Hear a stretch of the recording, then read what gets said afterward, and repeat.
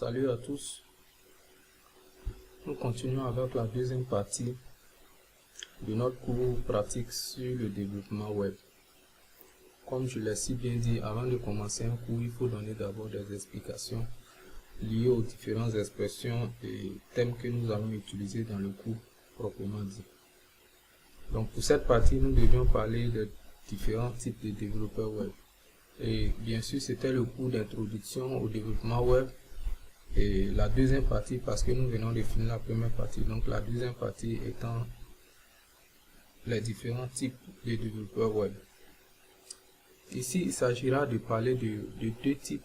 Troisième sera un peu l'union ou l'association des compétences des deux. Donc nous allons identifier et différencier le rôle de développeur front-end, qui est le premier type, et de développeur back-end, qui sont les deux profils types que l'on retrouve dans la plupart des agences web de nos jours. On ne parlera de front-end quand il s'agit finalement des éléments du site que l'on voit à l'écran et avec lesquels on peut interagir. Ces éléments sont composés de HTML,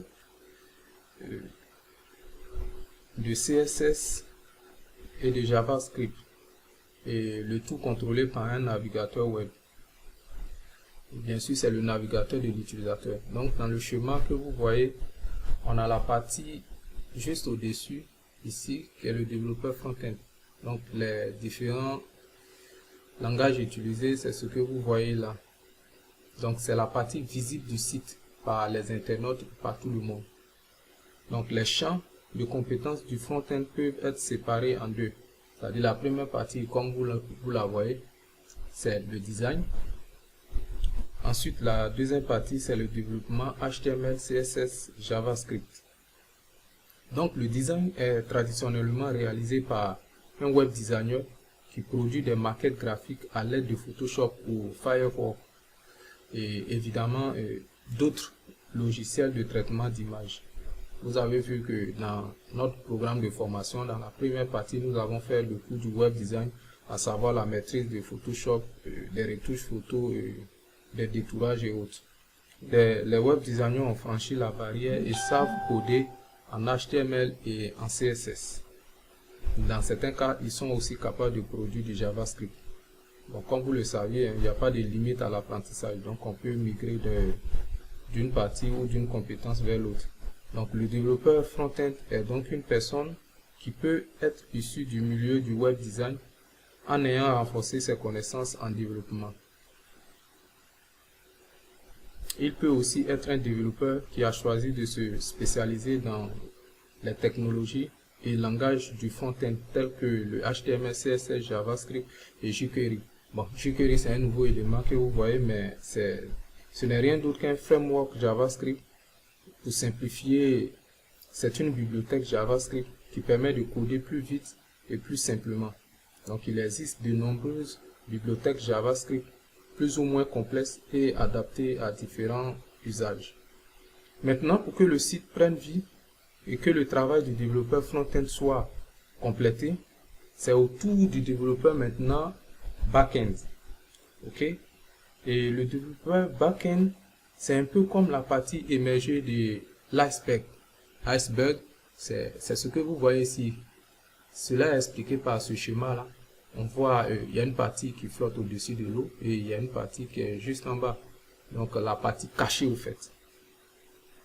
Donc elle est invisible pour les visiteurs, mais représente une grande partie du développement d'un projet web. Sans elle, le site web reste une coquille vide. Ça c'est clair. On peut décomposer le back-end en trois parties essentielles. Le serveur, ici le serveur.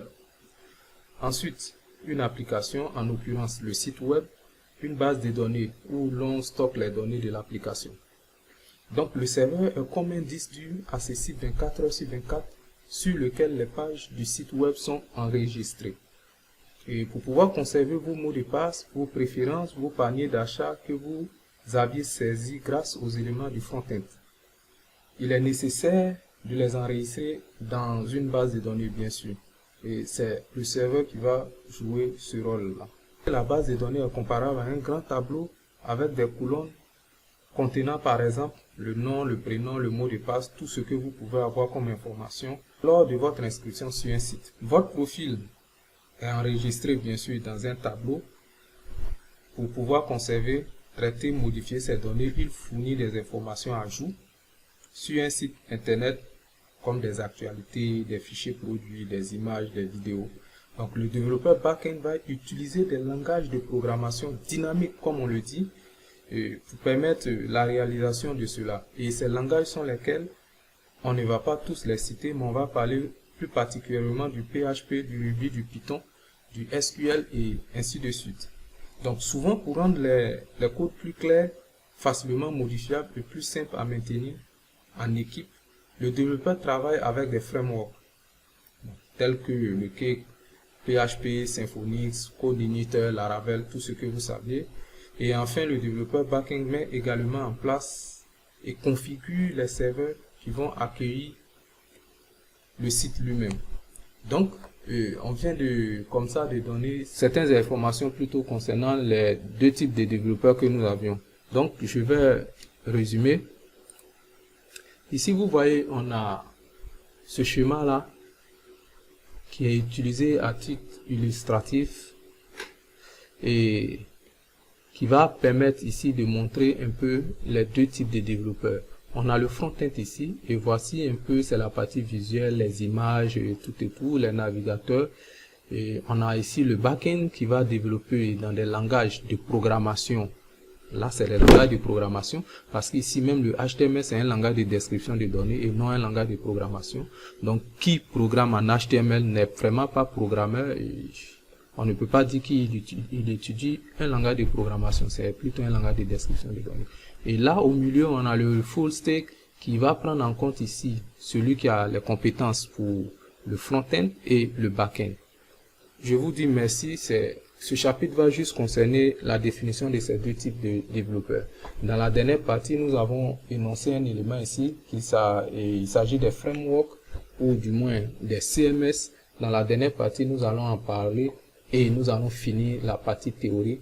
Les choses sérieuses vont ainsi commencer. Merci à tous, ceux qui suivent toujours et à bientôt.